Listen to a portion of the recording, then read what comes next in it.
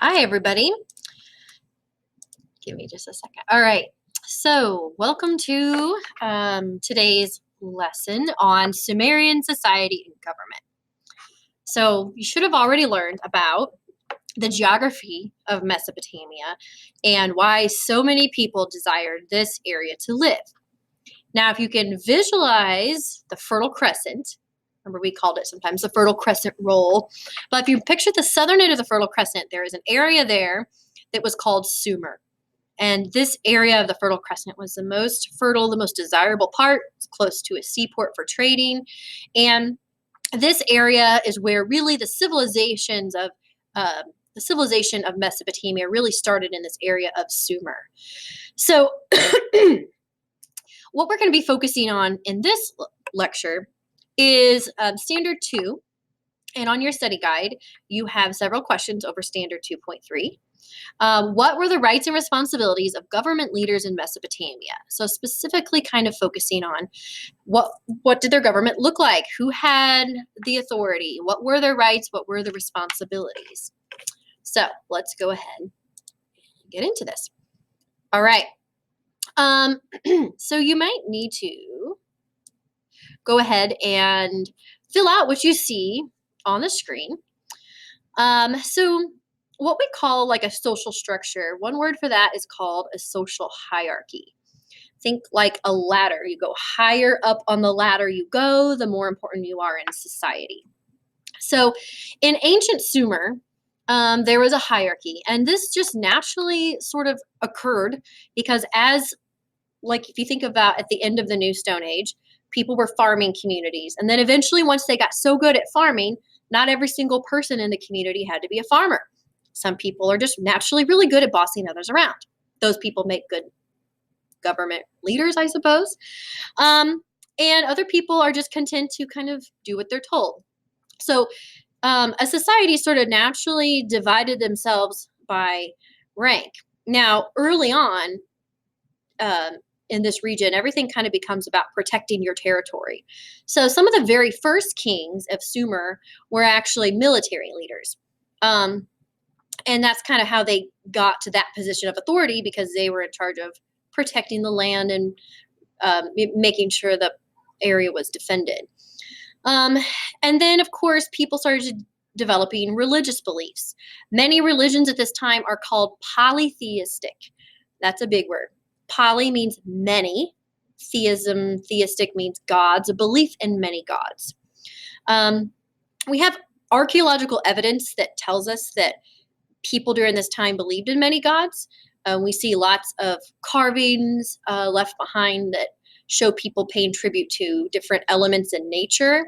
And so we assume that they worshiped lots of different gods.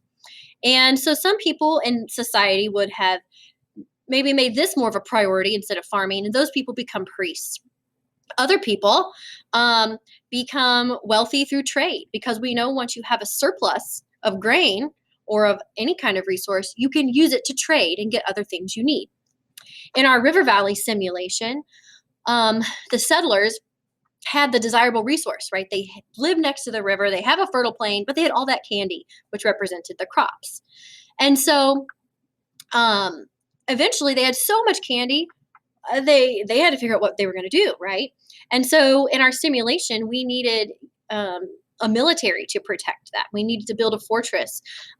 People would have risen up and been a leader, and then people would have eventually developed temples to dedicate to their gods. And people also would have believed that their gods would have maybe helped protect them and some types of things like that. So we have this hierarchy of social classes that develop.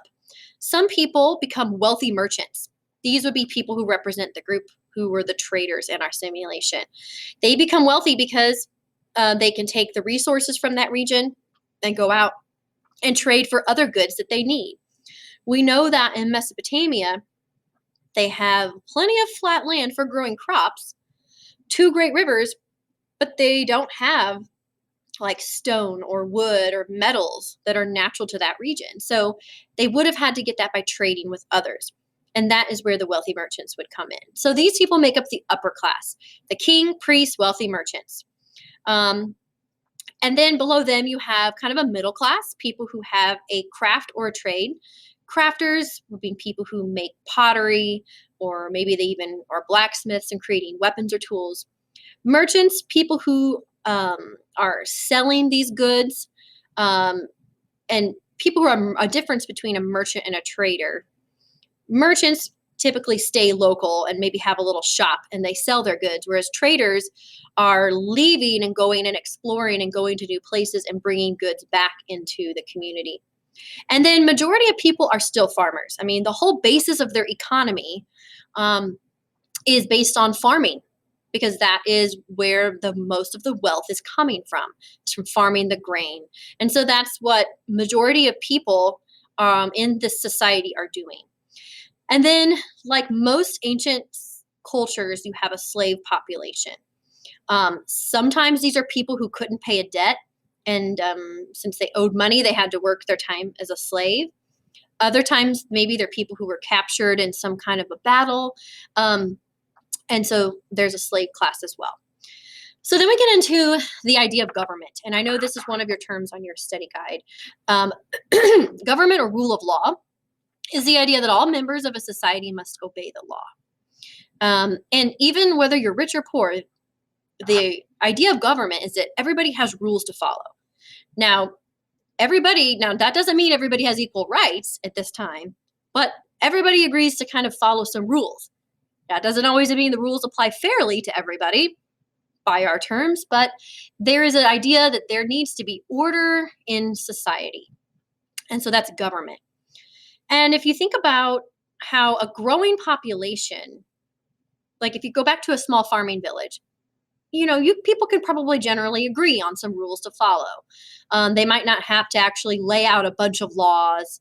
But as a village grows into a city and the populations become bigger and bigger, if you're getting thousands of people, you really need to lay down some laws of what you can and can't do. And there should probably be penalties for crimes. And so growing populations in cities, they needed more government simply to manage the people and to keep order and to keep people safe, to protect the economy, things like that. And so I know that's one of your questions that you want to make sure you focus on in the study guide. All right. All right, so we've already talked about how some of the very first kings were originally military leaders that just kind of hung on to their power. And I don't know what it is in societies. Like if somebody is powerful, people tend to just let them stay powerful. And so eventually they just kind of took over the role as a king. And then that position was then passed down to their children and their children. And then there you have a hierarchy of someone who's a king. And then that family kind of holds on to that powerful position. The next most powerful person in Sumer are the priest. And their job, of course, is to communicate with the gods. So for a priest, they're going to be able to enter into the temple. Not everybody has the right to do that. Their job is to make offerings to the gods, to pray to the gods, and to hear back from the gods, which gives the priests a lot of authority because they are the ones who are going to go back to the people or to the king and tell them what the gods have said. So the priest has a very powerful position because everybody wants to make sure the gods are happy. Now, the priest and the king, they kind of work together to make sure they stay in power. The king wants to be important. The priest wants to be important. As you're going to find out, they both live in kind of a luxurious part of the city because in a society, things are still segregated, which that means social classes are kind of separated from each other. The kings and priests and the people in the upper class don't live next to the people in the middle class or the lower class, and they live separate lives, but yet they all depend on each other to make their society work. And so the priests and kings kind of work together to maintain their power. I don't know. I think at times maybe you could assume they could abuse their power. So if the priests and the kings maybe want to control the people, they could say that the gods have decided that this must be done, and the people would do what they said. I suppose the priest could even use his authority to control the king at times if necessary. So they both basically want to work together to keep their power. But the king overall is the one who's in charge of creating the laws and enforcing the laws. So the king is kind of like the judge and the jury and the police officer. And so he has a lot of authority when it comes to that type of thing. All right. Now, you should have already seen this illustration here, but this is, again, kind of representing what a city-state looks like. And if you think back to our River Valley simulation, we talked about how if you want to control or you want to protect your territory, one thing that many places did is they built a walled-in fortress around their city-state. Inside the city-state, we have a temple where the priest would go to make offerings to the gods and communicate with the gods. Lots of the gods of these societies, like I mentioned, have to do with nature, wind, fire, water, sun, these types of things. All around the outside of the city walls is all the farmland, but people live inside the city walls. And like I said, it's sort of segregated. The poorer you are, the farther away you live from the temple and the king's house and so on. Okay. Here's another look at kind of the social order. Different textbooks or different sources have a different way of grouping it. Here's some more specifics if you want to add a couple notes to your page. The king believed the gods gave him the right to rule. Keep that in mind. That could be really helpful on your homework soon. And the priest, he gave up working and he lived off the offerings of the people.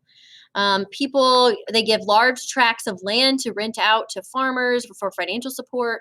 And so the priest would have, his income was based off the offerings that people were giving him. And I suppose the priest could also kind of let the king know that he believes the gods have given him the authority to rule. We get into skilled craftspeople. These are people that have a specific skill that are high in need, maybe somebody who's making weapons or something that's desirable. Merchants are buying and selling goods to the public. Traders have a huge impact on Sumer. We saw this in our River Valley simulation. They travel to faraway places, maybe getting things like gold, silver, lumber, precious stones, and also information. Sometimes people don't just trade physical objects, such as goods, but they also trade knowledge. So they might bring back new ideas or new religious beliefs, or even maybe rumors of potential conquerors. Farmers, of course, doing the majority of the work growing the crops. Some people aren't farming, but they're doing labor. Like we talked about people who have maybe immigrated into this area and they're doing some manual labor. Maybe they are making mud bricks or they're helping in some way. And then the slave brought population or people who are sold to be laborers for the wealthy, unfortunately. All right, now we are going to talk more about this individual later. But King Hammurabi is his name, and he is famous for so many reasons. But King Hammurabi is the one who built the Babylonian Empire. And if you've ever heard of Babylon, you may have heard of that before. But Babylon is a city-state in Mesopotamia. I think it's on the Euphrates River. And that's where King Hammurabi was born. So King Hammurabi has this vision that he wants to unite, and I say unite, aka take over and everyone do what I say, this vision to really unite the city-states of Mesopotamia because they were always fighting with each other. And he wanted to just really, bring everybody together so that they could all have a common law and a common king, which would be him, and everyone would live happily ever after. No. But good try, Hammurabi. So he's super famous for creating the world's first set of written laws. I guess prior to this time, there were laws, but they weren't necessarily written down. And if your laws are written down, you might break a law without knowing it, or you might be accused of breaking a law. Anyway, things get complicated. So he had nearly 300 laws, all kinds of things. And we're going to take a closer look next week. But laws on marriage and family, and what happens if you harm someone, what happens if you harm a slave, what happens if you don't pay your taxes. He had laws on divorce and inheritance, all kinds of things. Only catches with Hammurabi, his laws apply differently based on social class. So if you were lower in society, you might not have you might have a bigger penalty than somebody who's higher in society for the same crime. And we'll look more at that. But the whole purpose of his code of laws, in Hammurabi's mind, he wanted to do these things that you see here. He wanted to bring rule to the land. He wanted to punish evildoers. So he thought, if you hurt somebody or harm somebody, then you deserve a punishment. You're an evildoer. He thought that this would ensure that everybody would obey the law, and he wanted to encourage social order. Really keep the social hierarchy the way it was supposed to be in his mind, intact. And he wanted to make sure people obeyed the rules. So it's kind of, well, we'll just leave it at that for now. So the cool thing is, I personally have got to see Hammurabi's code in real life. It was really exciting. So he carved his code of laws on this giant stone pillar. Okay. And we're going to take a closer look at this next week. So I don't want to give it all away. But this stone pillar somehow survived thousands of years of history. It was found. Part of it broken off. But it is on display in Paris, France, at the most famous museum maybe in the world, called the Louvre. So I've been there a couple times. But I was so excited when I went there because I knew that I could see Hammurabi's code. And so, of course, I freak out just like I did when I was in Germany and the Uzi exhibit was there. And I make a mad dash to get to Hammurabi's code. And I'm like the only person who's super excited because I have the knowledge of it, right? So I've seen Hammurabi's code with my real eyes, and it's pretty cool. So this was something that he would have had like front and center out where everybody could see it. So that way everybody can say, or that way people can't say, oh, I didn't know the law. Well, you know the law because it's carved here on this giant pillar. And hopefully you know how to read because you got to read it for yourself. All right. So here is just a really short little video clip. I think we're going to play this separately for the sake of time. And so after you watch this video clip, let's see how long it is. Okay.